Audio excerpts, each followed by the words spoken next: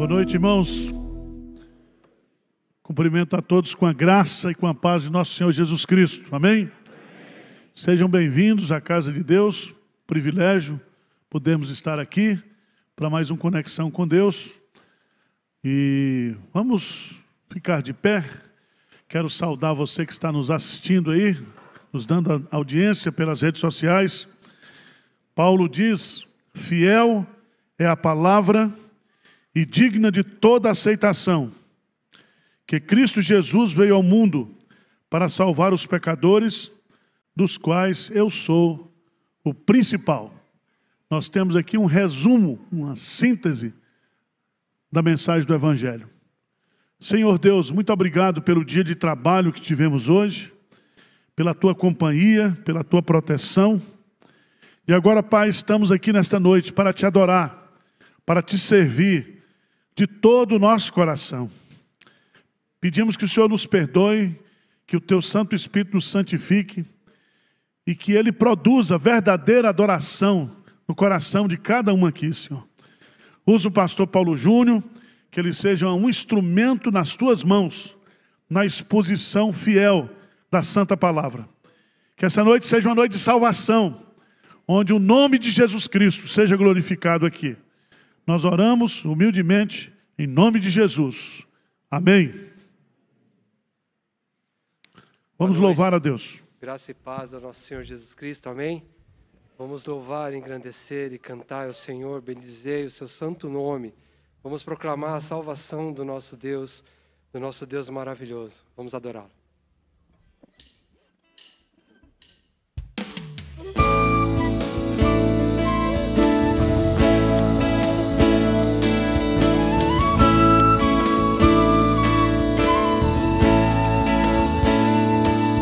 Cantai ao Senhor um cântico novo.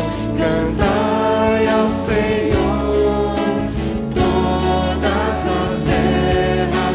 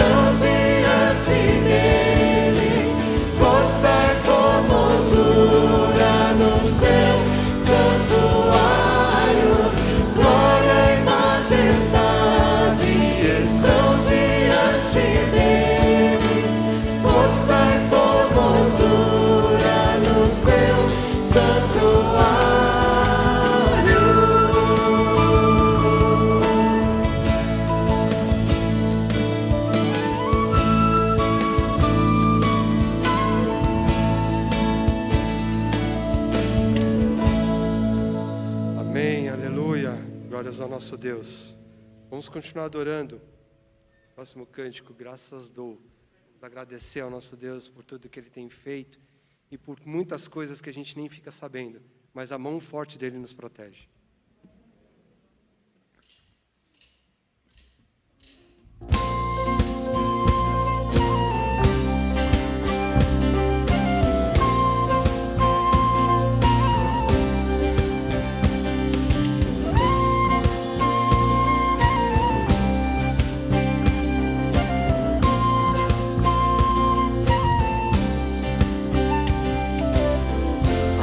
Diante de ti, eu tenho tanto pra te agradecer. Graças dou, graças dou. O que me deste, Senhor, por tantas bênçãos que eu não posso.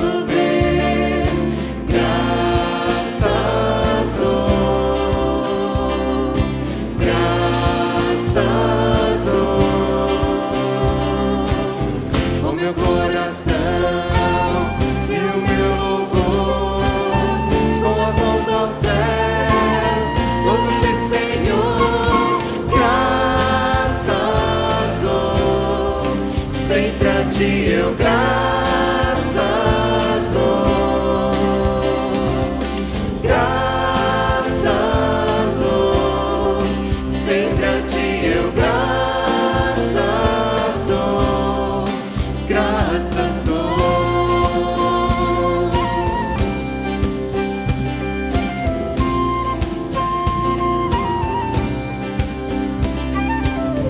Tens feito tanto por mim.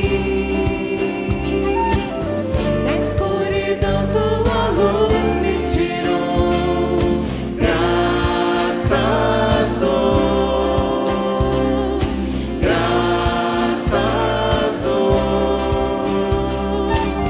por teu amor e perdão,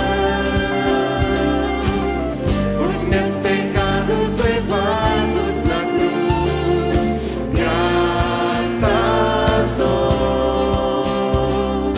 graças com meu coração e o meu louvor, com as mãos aos céus, louve Senhor, graças dou, sempre a ti eu graças dou, graças dou, sempre a ti eu graças dou. Com meu coração e o meu louvor, com as mãos aos céus, louvo-te, Senhor. Graças dou, sempre a ti eu graças dou. Graças dou, sempre a ti eu graças dou, graças dou.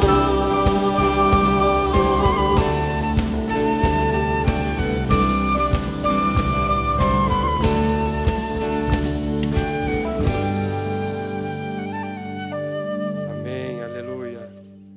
Renova no Senhor.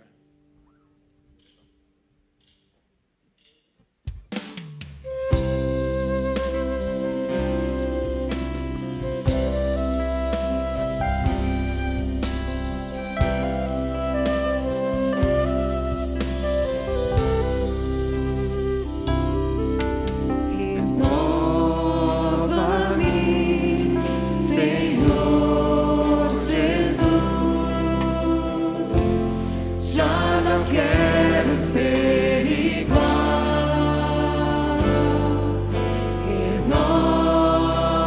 Renova-me, Senhor Jesus. Põe em mim teu coração, porque tudo que há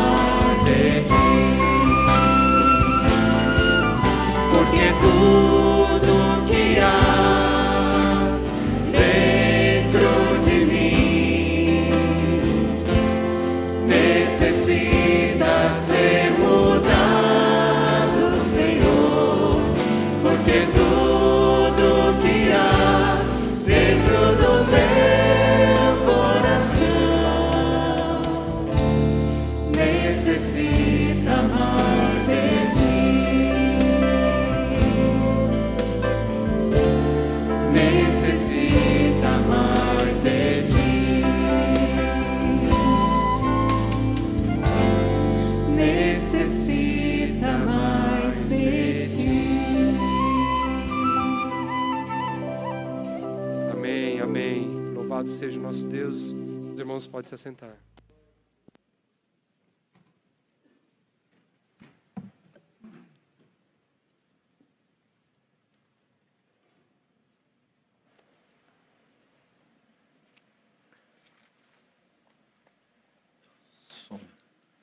Boa noite.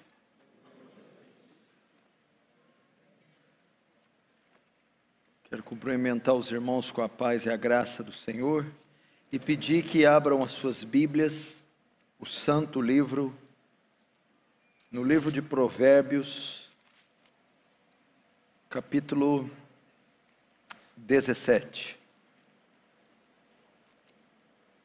Provérbios 17.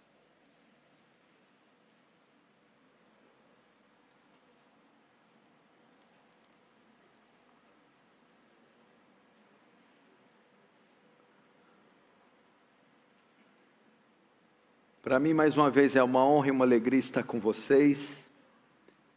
Graças a Deus, o nosso direito de cultuar foi nos dado.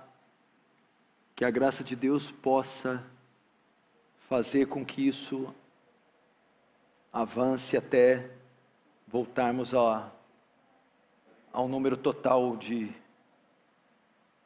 pessoas presentes. Provérbios 17, verso 15. Diz assim a palavra do Senhor: o que justifica o perverso e o que condena o justo, abomináveis são para o Senhor, tanto um como o outro. Vamos fechar os olhos e orar mais uma vez. Pai Santo, Tu sabes da nossa estupenda dependência de Ti e da Tua graça. Imagino como Seus olhos olham para esse mundo e veem o estado que ele se tornou. Como as coisas caminham nessa sociedade pervertida, corrompida, perdida. Entretanto, Senhor, não olha com Seus olhos de justiça, mas com olhos de misericórdia. Poupa Teu povo, Senhor. Aplaca a Tua ira. E salva aqueles os quais Seu Filho derramou Seu precioso sangue. Despeja da Sua graça gloriosa sobre esse local, Senhor. De forma que o Seu reino avance. Que o Senhor receba a glória para si e nos conforme à imagem do Seu Filho. Em nome de Jesus. Amém e amém.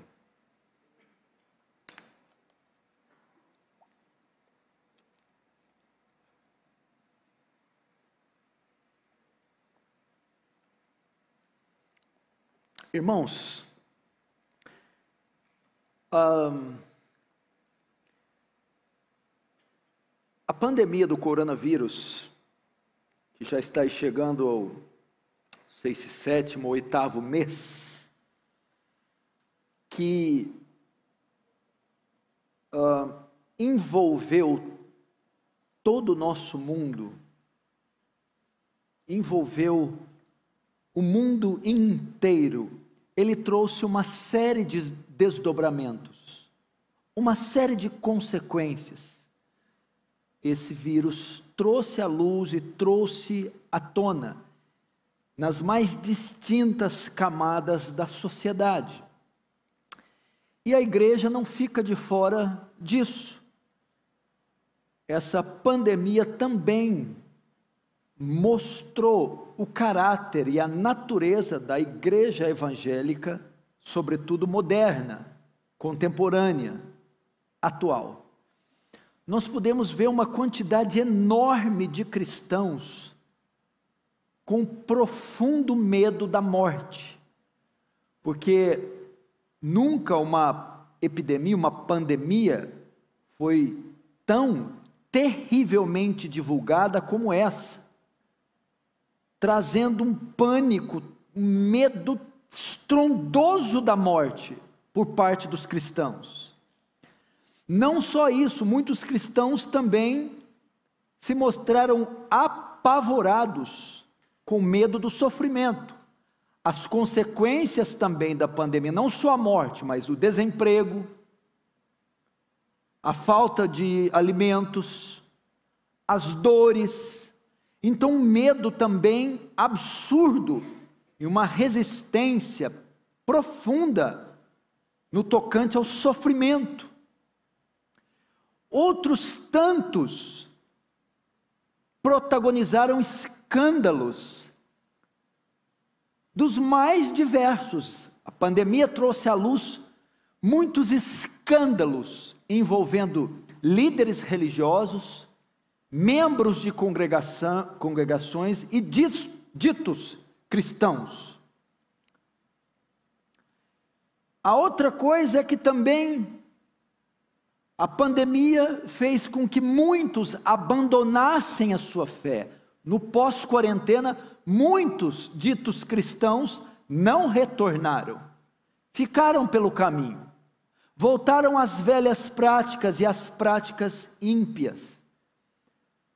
Então, de certo modo, a pandemia revelou essas nuances, essas características da igreja cristã: medo, pavor, assombro da morte, uma aversão inexplicável do sofrimento, o abandono, a apostasia da fé e escândalos sem precedentes. E eu quero fazer uma pergunta: seria isso normal? Afinal de contas, é uma pandemia de alcance mundial, é de fato terrível, muita corrupção envolvendo as autoridades. Não seria normal trazer esta reação no povo de Deus? Eu quero dizer para você, não. Absolutamente não. Crente tem medo da morte? Aliás, crente tem medo? Tem medo. Teme a morte? Teme. Tem um certo receio quanto ao sofrimento? Sim. Se esfria em determinados períodos da sua vida? É claro que sim. Entretanto, faz disso um estilo de vida? Não. Tem como esse modelo, como esses conceitos, tais práticas, como modelo de vida? Não. Qual é a resposta então para tanto pavor, tanto medo de morrer, tantos escândalos e tanta apostasia? Eu não quero aqui tratar dos efeitos, que é o que muitos pastores, igrejas, teólogos fazem. Eu quero ir direto na causa, na raiz, no âmago. A resposta para essas reações horrorosas de muitos cristãos é que a grande maioria são inconversos. Não foram e não são nascidos de novo. Esses não representam o número dos salvos, dos eleitos. Essa que é a grande verdade. A pandemia revelou uma grande parte da igreja inconversa. Uma igreja que é composta por incrédulos. Não são reações de crentes fracos. Não são reações de crentes imprudentes. Não é um testemunho de alguém que está passando um tempo mal. São testemunhos de incrédulos, inconversos, não regenerados. E a pandemia, e essa é uma das funções da provação, ela revelar o que está no nosso coração. Ela revela o caráter do verdadeiro salvo, o caráter da verdadeira fé. E ela revelou, testou e reprovou muitas dessas denominações e dessas pessoas. E é por essa razão que fizeram isso. Eles não podem andar como cristãos, não podem reagir diante das adversidades como cristãos, Porque eles não receberam a nova natureza. Paulo foi bem claro, o homem natural, o incrédulo, não entende, não discerne as coisas do Espírito. A razão da nossa fé, a fé em Cristo. Porque elas se discernem espiritualmente, ou seja, só com aquele que recebeu a mente de Cristo. E Jesus foi claro, eu não sei que medo é esse. Jesus disse em Mateus 10, 28, não temais aquele que mata o corpo.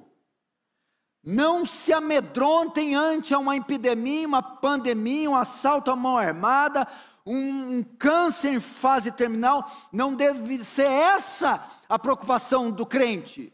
A maneira com que ele vai morrer, o dia que ele vai morrer, ou se ele vai morrer. Não temam a morte física, temam a morte espiritual. Temei antes aquele que tem poder de enviar no inferno tanto o corpo quanto a alma. Mas os crentes estão com medo da morte física. Agora, qual a razão de serem inconversos? Qual é a razão para essa quantidade gigantesca de igrejas que se abre a cada esquina, a cada semana, e esse inchaço que dominou a nação brasileira, entretanto, de inconversos? Qual a razão disso? Primeiro temos que entender a natureza da salvação. A salvação é por meio da fé. É uma obra da graça de Deus, Efésios 2,6. Pela graça sois salvos por meio da fé. Isso não vem de vós, é dom de Deus. Não vem de obras para que ninguém se glorie. Então, tanto a fé quanto a graça da salvação é dom de Deus. Então, a salvação se adquire por meio da fé. É no momento que cremos, recebemos a graça gratuita da salvação. Então, pela graça sois salvos, por meio, através, por intermédio da fé. Agora a pergunta que deve se fazer é: o que produz fé? Fé salvadora. A fé é o meio que alcançamos a graça, salvação, ok? Logo, todo homem, para ser salvo, precisa crer, precisa da fé salvadora. A pergunta: o que produz essa fé salvadora?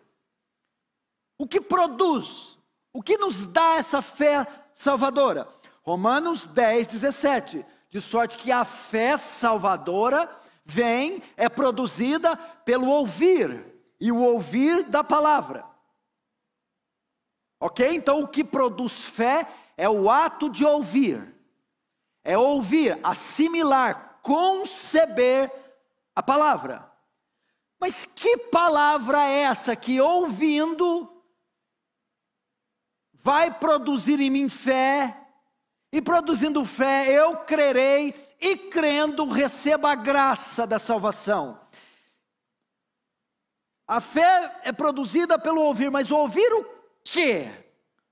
Romanos 1,16. Eu não me envergonho do evangelho, pois ele é o poder de Deus para a salvação de todo aquele que crê, primeiro do judeu, depois do grego. É a mensagem do evangelho, é a boa nova do evangelho, que quando é pregada ao pecador, o pecador a ouve, responde essa mensagem com fé e arrependimento, e então, se arrependendo e crendo, ele é salvo pela graça de Deus. É o evangelho de Cristo.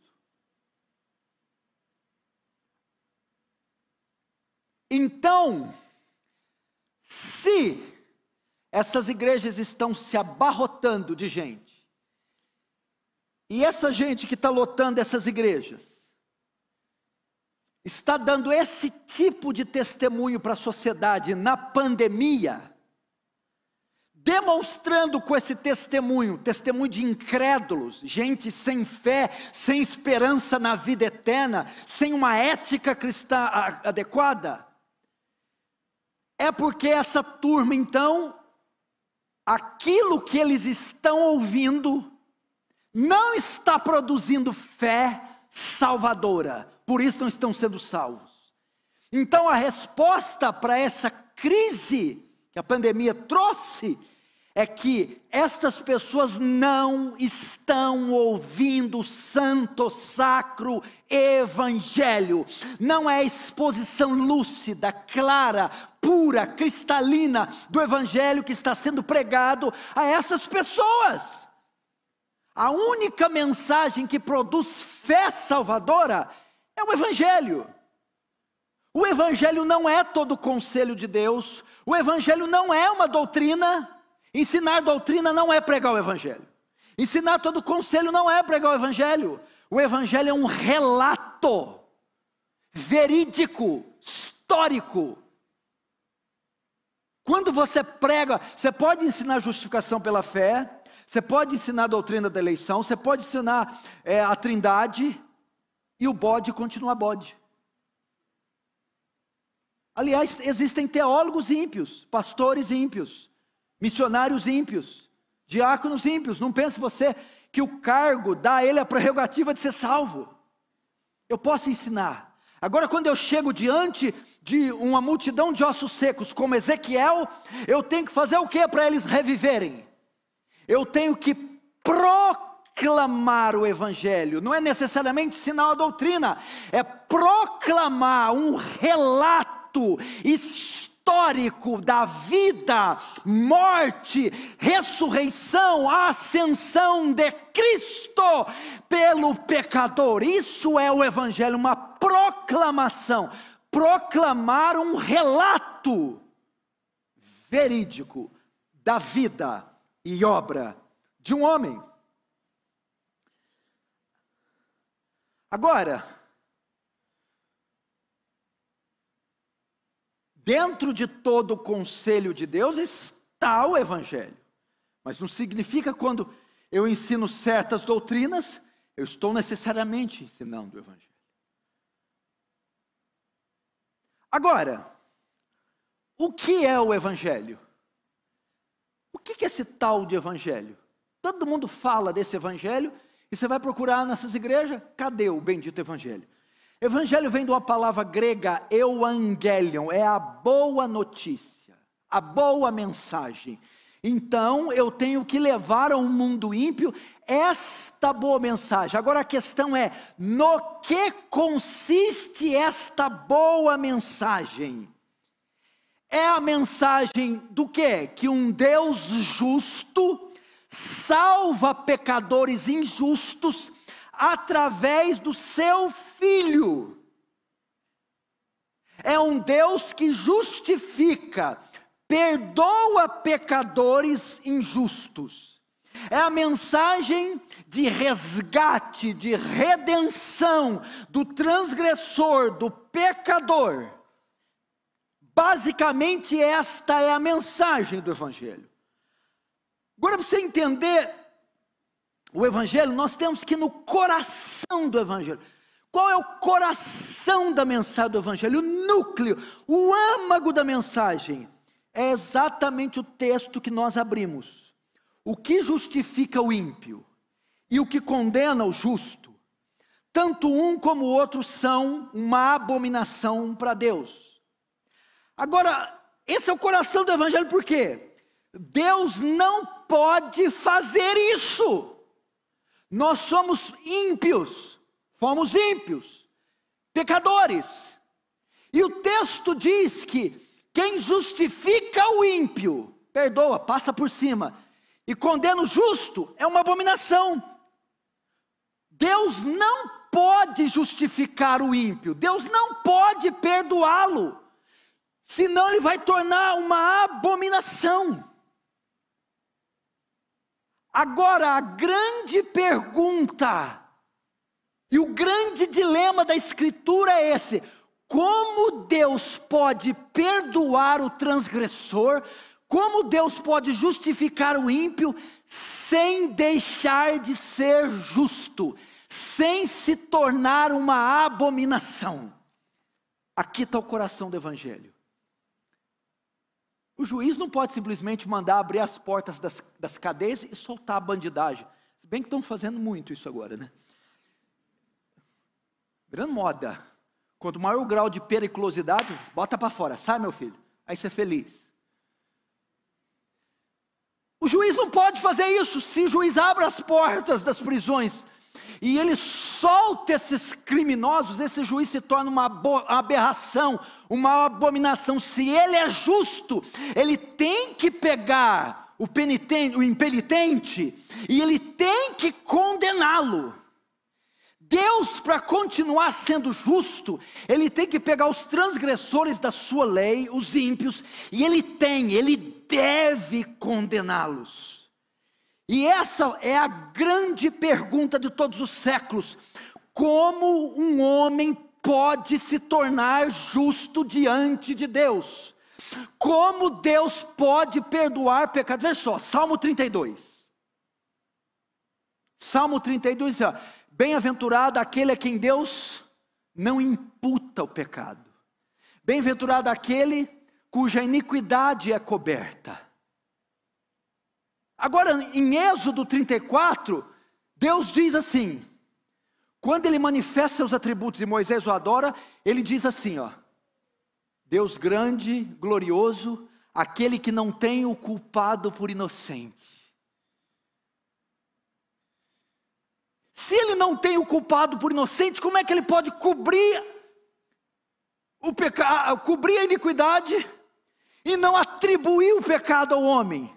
Como Deus pode fazer um homem justo sem se tornar um injusto? A resposta para esse grande dilema da Escritura se encontra na cruz de Cristo.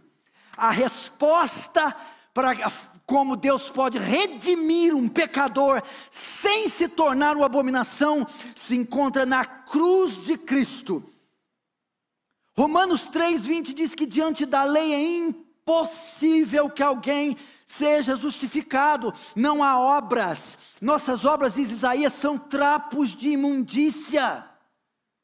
Toda nossa tentativa de ser aceito é mero moralismo. A maneira que Deus nos salva se encontra na cruz de Cristo. Veja só, todo aquele que é salvo é declarado legalmente justo diante do tribunal de Cristo. Todos aqueles que entrarão nos céus, que serão livres do inferno, recebem uma sentença favorável no tribunal de Deus e são declarados legalmente, legitimamente justos. E como isso é feito? Através do Filho de Deus. Primeiro, com a sua encarnação. Para que o homem seja salvo, teve que haver uma substituição de penalidades. E para haver uma substituição de penalidades, teve que haver uma substituição do criminoso.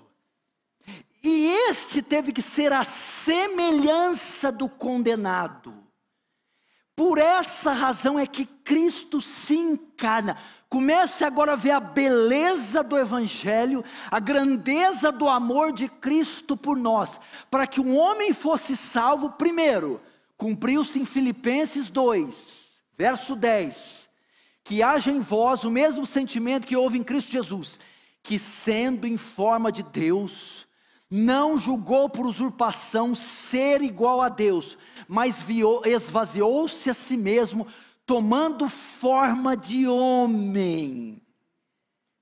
Se você estudar o milagre da encarnação, é algo estupendo. Ele era Deus, vivia na glória, autossuficiente, autoexistente, mas para salvar e redimir o pecador, ele se encarnou. Jesus teve ossos, nervos, músculos, pele, andou, transpirou, se cansou, sofreu, sangrou.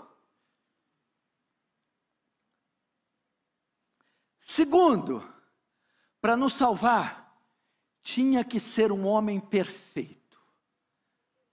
Quando João Batista vai batizá-lo no Rio Jordão, João Batista se opõe ao batismo e diz a ele: eu que careço ser batizado por ti, e tu vens a mim?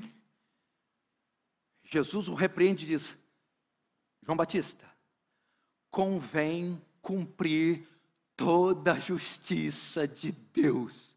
Jesus foi o único homem que obedeceu toda a lei de Moisés, todos os dias da sua vida, na íntegra, sem violar um tio, nem um jota dele. Foi um homem completamente justo. Então ele se encarna para nos salvar. Estou dizendo o coração do evangelho, que é o evangelho. Como Deus justifica, perdoa o ímpio, sem deixar de ser justo. Resposta: a encarnação do verbo, a encarnação da divindade. Depois, a obediência irrestrita de Jesus. Jesus foi um homem perfeito. Terceiro,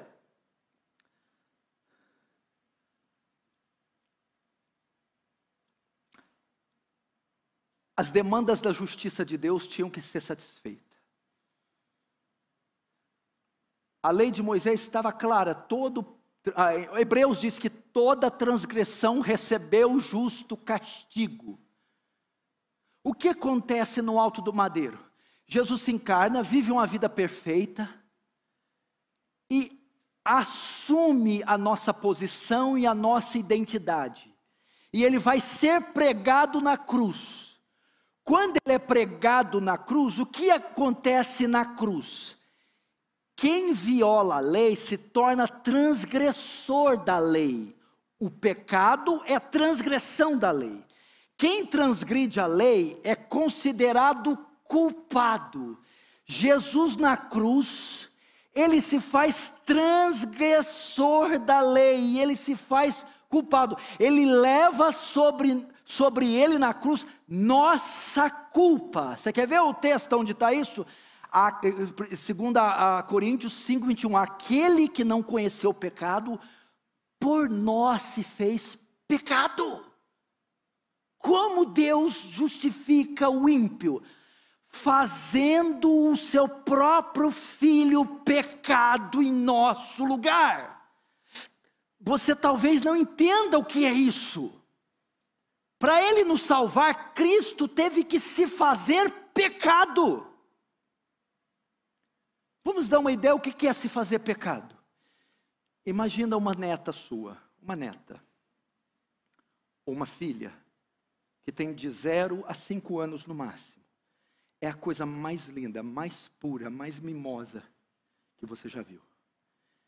Imagina ela ser roubada de você, ser violentada, abusada, submetida às piores coisas. Imagina essa criancinha ser violada, ser manchada, a sua integridade. Imagina que coisa abominável. Mas esse exemplo não dá para se comparar. O que aconteceu com Cristo? Ele é 1 milhão de vezes mais puro que essa criança. Ele não conheceu o pecado nem nos seus pensamentos. Mas no alto do madeiro ele se fez pecado.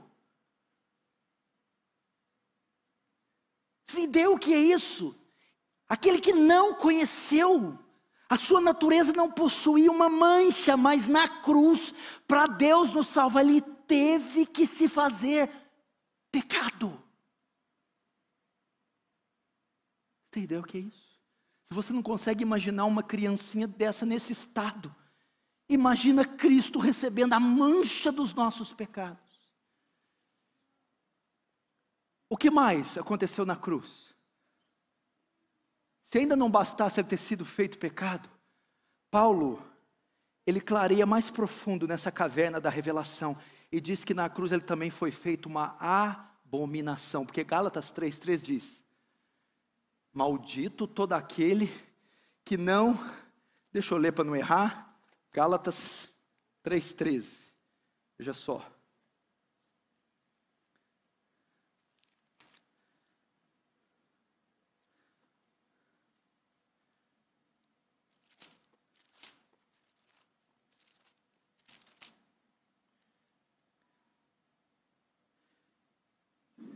Entendeu o que é isso? aquele que não conheceu. Cristo nos resgatou da maldição da lei, fazendo-se Ele próprio maldição no nosso lugar, porque está escrito: maldito todo aquele que for pendurado no madeiro. Ou melhor, é o verso 10, parte B: maldito todo aquele que não permanecer em todas as coisas escritas no livro da lei para praticá-la. Até aí. O que quer dizer isso? Veja só, aquele que peca não só se torna um transgressor, mas o texto diz que maldito todo aquele que não permanece, maldito todo aquele que não permanece em todas as coisas escritas da lei. A quebra da lei não só o faz pecador, mas o faz maldito. E o texto prossegue: maldito todo aquele que for pendurado no madeiro. Qualquer rabino da época de Jesus conhecia Deuteronômio, que diz: o seu cadáver não ficará disposto no madeiro. Então, quando eles olham aquele homem galileu pregado numa cruz se dizendo Messias, eles conheciam bem o texto de Deuteronômio e viu: aquilo é uma abominação. Então ele não só se fez transgressor, mas se tornou uma abominação. Salmo 22, dizendo da cruz, ele mesmo diz: eu sou verme e não homem, opróbrio dos homens. Ele se tornou uma abominação.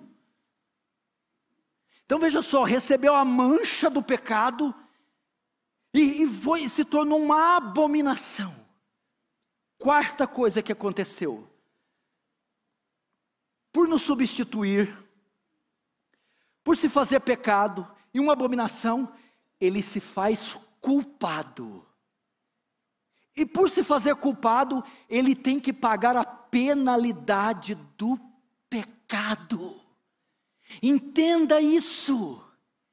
É mais ou menos a ideia assim, ó. O pastor Erival foi acusado de 10 crimes hediondos: estrangular e matar brutalmente 10 crianças. Ele é pego no 11º crime. E é réu confesso. Eu confesso os 11 crimes hediondos. Está sentado no banco dos réus. O juiz vai dar a execução e a pena. Quando o juiz vai bater o martelo, entra um outro homem na sala e diz: não! Não, meritíssimo. E ele vem e caminha dentro do júri, do tribunal. Olha para o Erival e diz: levante-se e saia daí. O Erival se levanta e sai. E esse homem pega e se assenta. Pode continuar, meritíssimo. O juiz diz: não, peraí. Ele é o culpado? Não, ele era. Eu assumi a culpa dele. Tudo bem, mas a culpa dele tem um preço. Eu estou disposto a pagar. A culpa tem uma sentença. Eu estou disposto a receber. Mas a sentença é pena de morte. Eu estou disposto a morrer. Foi o que Cristo fez. Ao se fazer pecado, se tornar uma abominação e se fazer culpado, agora ele tem que pagar ele tem que receber toda a penalidade pelos nossos pecados. E com que ele tem que pagar? Com a própria vida. É nesse momento que um meteorito, 1 milhão de vezes maior que a Terra, 1 milhão de vezes mais pesado, iria se chocar com a Terra, e de repente uma muralha se coloca entre a terra e o granito, e ela dá com toda a força na muralha. Nenhum estilhaço pega na terra, mas a muralha não resiste, se faz em pedaços. Assim era a ira de Deus contra você e eu, imundos, miseráveis até o pescoço. E essa cólera 1 bilhão de vezes mais violenta e pesada que todo o universo vinha cair sobre nós.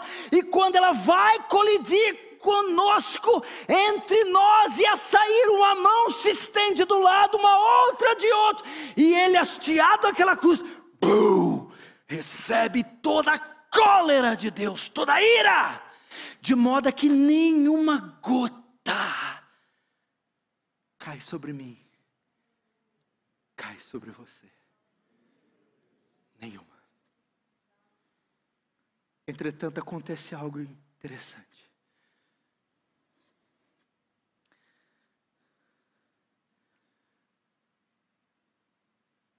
O Filho de Deus não resiste. Ele morre. Ele morre.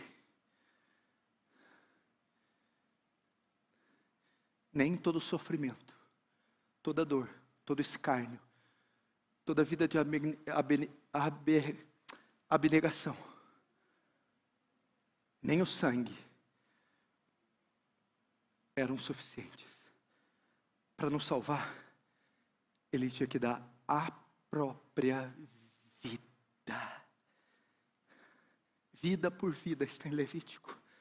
O nosso Senhor, o Rei dos Reis, o Senhor da igreja, não resistiu. O Pai requeriu até a sua última gota de sangue, requereu a própria vida do seu filho. E a Bíblia diz que no alto do madeiro, ele grita: está consumado. E depois diz: Pai, nas tuas mãos entrego o meu espírito. E tendo dito isto, expirou. Esse é o glorioso Evangelho. Não tem nada a ver com a vida aqui e agora, a cura do seu caroço, casa própria, casamento. Nada dessa parafernália dos fundos dos infernos. Cristo morreu. Deixa eu ver o horário ali. Mais 5 minutinhos eu termino. Mas aconteceu algo fantástico naquela cruz, Arival. Olha como é que um pecador é salvo. Você tem que conhecer a doutrina da imputação. O que é a doutrina da imputação? Você conhece o verbo amputar. Amputar um braço, tirar para fora. Imputar, colocar dentro, na conta. Na cruz do Calvário, nossos pecados foram imputados sobre Cristo, lançados sobre a cabeça de Cristo, creditados na conta de Cristo. Quando o Pai olha para nós, Ele não vê mais pecados. Eles estão agora no Filho. Por isso o míssel da ira, quando vai cair em nós, não vê mais pecado, vê no Filho. O míssel se desvia e cai sobre o Filho, como um para-raio no alto do Gólgota. Entretanto, se foi só isso que aconteceu na cruz, não dá para nos salvar. Nos livra do inferno, porque não há culpa mais. Mas não nos dá entrada no céu, porque não temos mérito para ir para o céu. É que acontece outra coisa na cruz. A doutrina da dupla imputação. De modo que uma vez que o nosso pecado é imputado sobre Cristo, lembra de Cristo, cumprindo toda a justiça, toda a lei? Isso faz dele o único homem justo, o único homem perfeito, e o único homem que tem direito de entrar no céu. De modo que na cruz, nosso pecado é imputado sobre Cristo, e a justiça, o mérito que Ele recebeu por cumprir a lei, a justiça de Cristo é imputada sobre nós. Naquela cruz há uma dupla transferência, meu pecado para o Filho, o Filho paga a penalidade morrendo, a justiça do Filho sobre mim, e eu entro no céu pelo mérito de outro, e não pelo meu, o mérito do Filho. Isso é o glorioso Evangelho. Mas a justificação, para acontecer essa dupla imputação, tem que haver outro fato. Eu não terminei o Evangelho ainda. Ele está na tumba. José de Arimateia, com as mulheres pegam, com especiarias, banham o seu corpo, enrola e coloca no sepulcro. Ele está morto. Mas Romanos 4:25 diz que Ele morreu por nossas transgressões, pecado de nosso imputado sobre Ele. Mas no terceiro dia, as ânsias da morte não conseguiram soltar, começa a desatar as ânsias da morte. A pedra rola e Ele ressuscita, segundo Romanos, para nossa justificação. Jesus ressurgiu dos mortos com um sacrifício perfeito, suficiente, que atendeu às demandas da lei de Deus, da justiça divina, e nos salva por completo.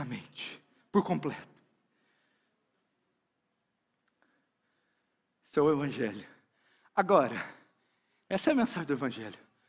Qual a resposta que o pregador tem que dar para essa mensagem que eu acabei de expor? O fato da vacina chegar aqui em São Paulo, nos ambulatórios, no Hospital da Clínica, não significa que todos os cidadãos paulistas ou paulistanos estão curados. Ela chegou, mas é necessário que eles vão e tomem. O fato de Cristo ter morrido não significa que estão todos salvos. Agora, como eu recebo os benefícios da cruz? A resposta que eu dou para o Evangelho: arrependimento e fé. O que é esse arrependimento? Metanoia, não é dizer, arrependi de ter ido ontem, meu Deus do céu. Não. Não é arrependimento de um ato, é arrependimento de um estado. Não é se arrepender do que você fez, é se arrepender de quem você era.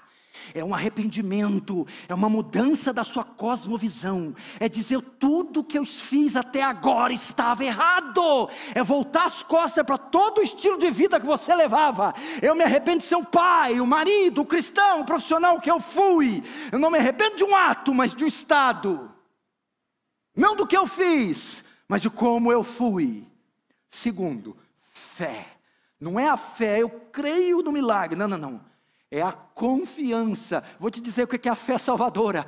É diante de uma mensagem dessa, você olhar para você e não ver nada além de iniquidade, de não ver nada além de impossibilidade, de ver em você e só resta uma coisa: dizer, eu estou completamente condenado, mas coloco a minha confiança de salvação na obra consumada de Cristo, vinda, morte, ressurreição, ascensão, e nesta obra eu descanso e deposito minha fé.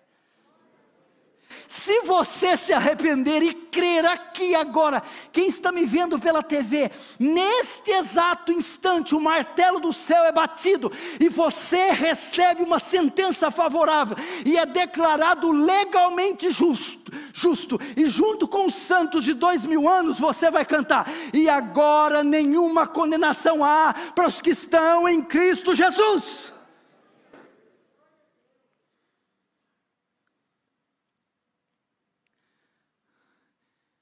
Essa é a mensagem que produz fé. E crendo, recebemos a graça da salvação. Nos arrependendo, recebemos a graça da salvação.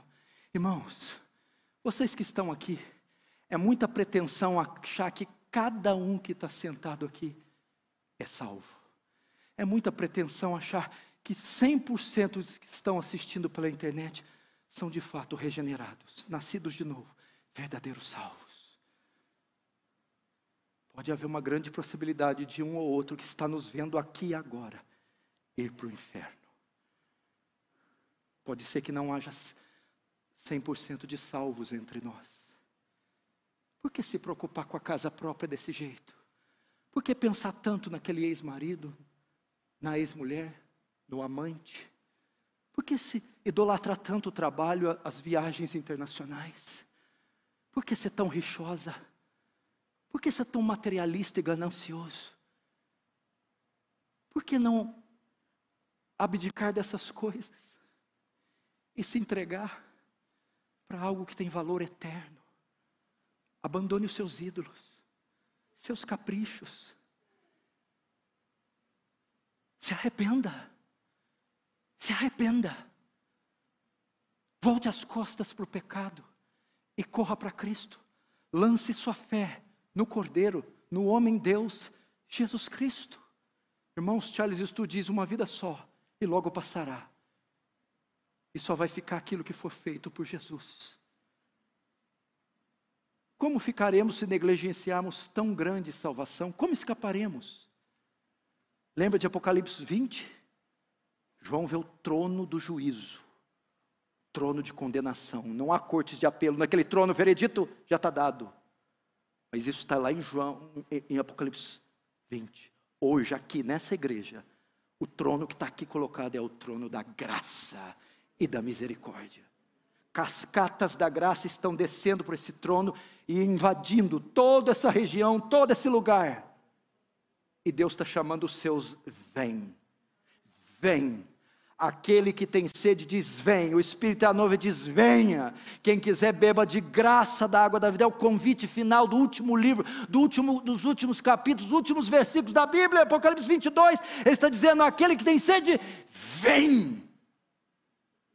Olhai para mim, vós e todos os termos da terra, e sede salvos. Eu, quando for levantado, a todos atrairei a mim. Quando ele foi hasteado no madeiro, ele atraiu. Quem foi esses todos? A placa dizia ali, estava escrito Jesus de Nazaré, rei dos judeus, em latim, religião oficial do império. Em hebraico, a religião dos judeus. E em grego, o inglês da época. O que Jesus está fazendo? Homens de todas as classes, tribos, épocas, etnias, estratos sociais, venham, venham, tem lugar para vocês, venham, o sangue alcançou você também, venha, hoje é o dia da salvação, venha, o Senhor está no meio de vós e é poderoso para salvar, venha. O que eu faço, pastor? Deixa os penduricalhos do pecado, atire-se a Ele com fé salvadora e seja salvo. Feche os olhos, vamos orar.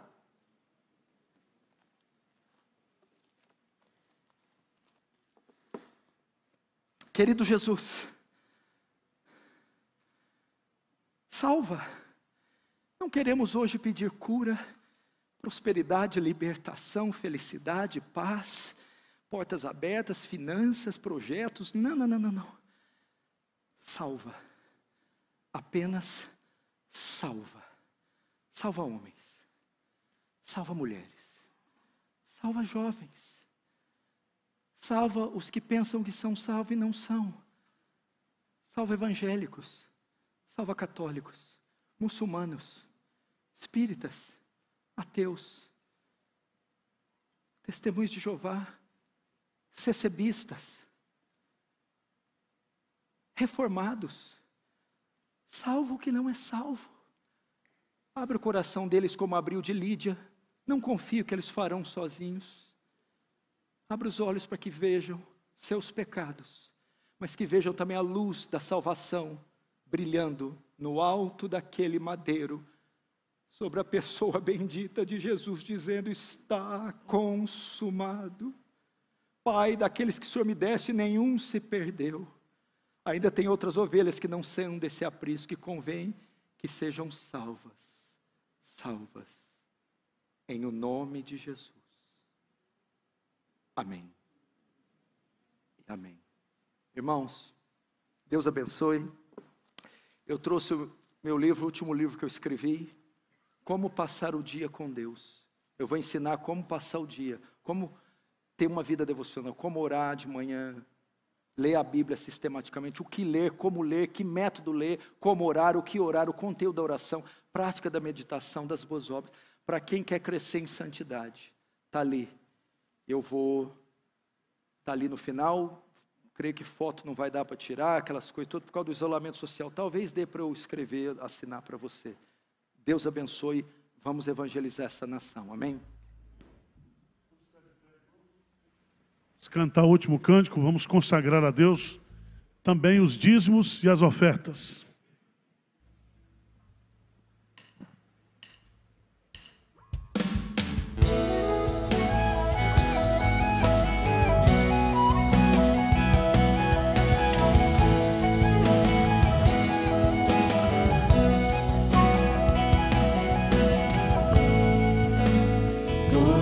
Necessitam de um amor perfeito, perdão.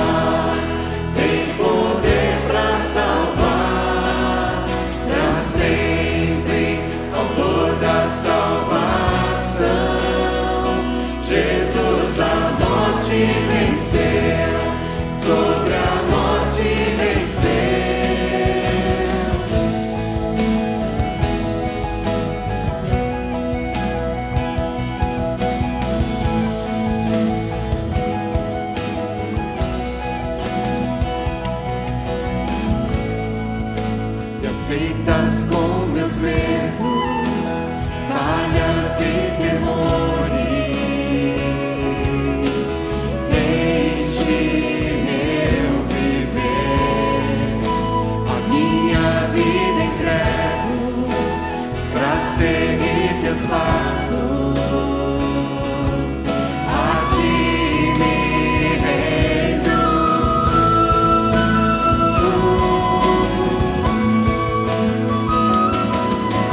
Cristo move as montanhas e tem poder pra salvar, tem poder pra salvar, pra sempre, autor da salvação. Jesus a morte venceu, sobre a morte venceu. Nosso mundo vê brilhar a luz, cantamos para a glória do Senhor Jesus. Cristo, nosso mundo vê brilhar a luz, cantamos para a glória do Senhor Jesus.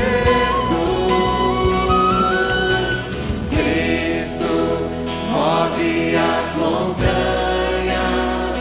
e tem poder pra salvar, tem poder pra salvar, pra sempre, autor da salvação. Jesus a morte venceu, sobre a morte venceu. Cristo move as montanhas e tem poder pra salvar, tem poder pra salvar, pra sempre, autor da salvação. Jesus a morte venceu, sobre a morte venceu.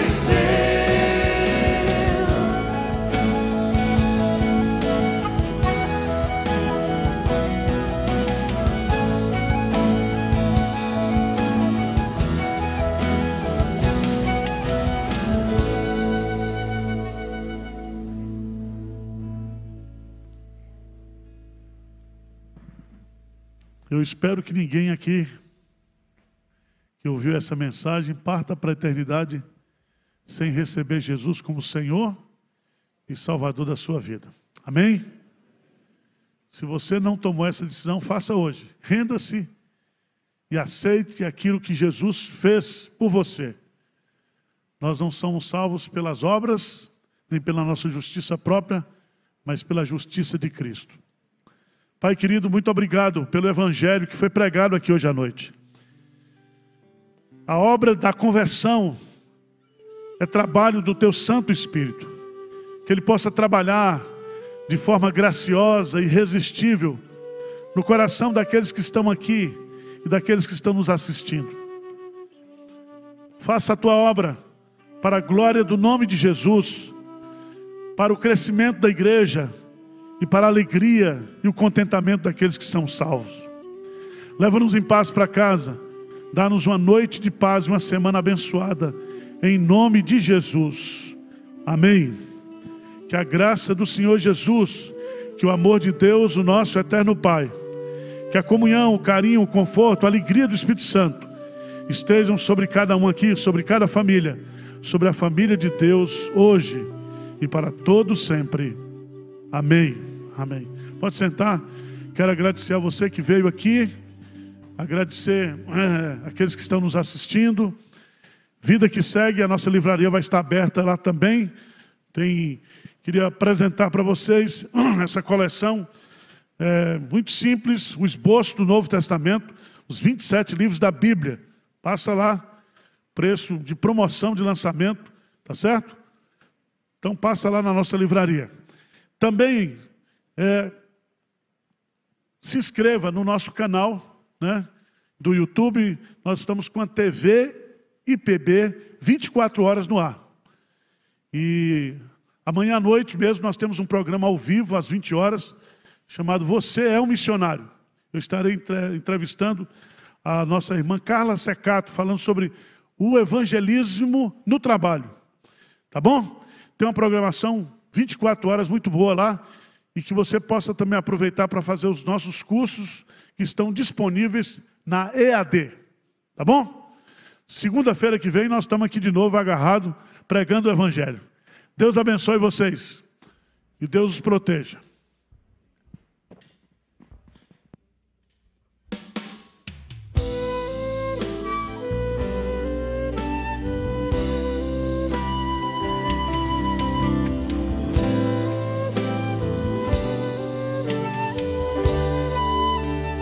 Graças eu te dou, ó Pai, pelo preço que pagou, sacrifício de amor que me comprou, ungido do Senhor, pelos cravos em tuas mãos.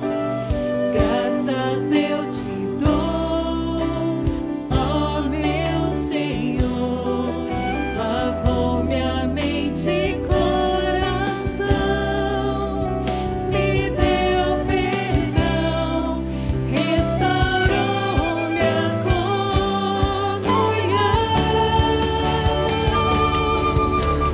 Dito é o Senhor, sobre o trono está,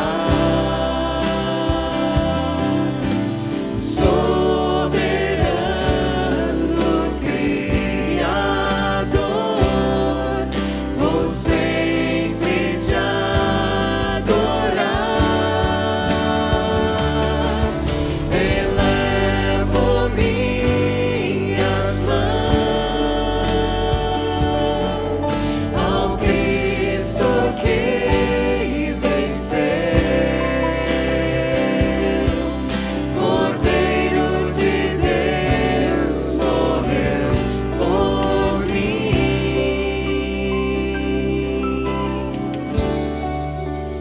mas ressuscitou.